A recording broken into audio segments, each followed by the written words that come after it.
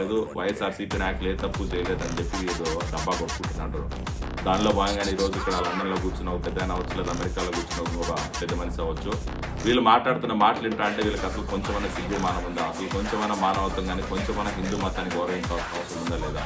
తిరుమల తిరుపతి దేవస్థానం దేవదేవునితో కూడా రాజకీయం చేయాలని చూస్తున్నారు ఈ మూర్ఖులు. నిజంగానే రోజు మెట్టుతో కొడతా అంట, మెట్టుతో కొట్టిందంట సుప్రీంకోర్టు. గతంలో 5 సంవత్సరాలు కాదు 11 సంవత్సరాలుగా బెయిల్ మీద తిరుగుతున్న మీ జగన్మోహన్ రెడ్డిని సుప్రీంకోర్టు హైకోర్టు ఎన్నిసార్లు మెట్టుతో కొట్టిందో మర్చిపోయినావా?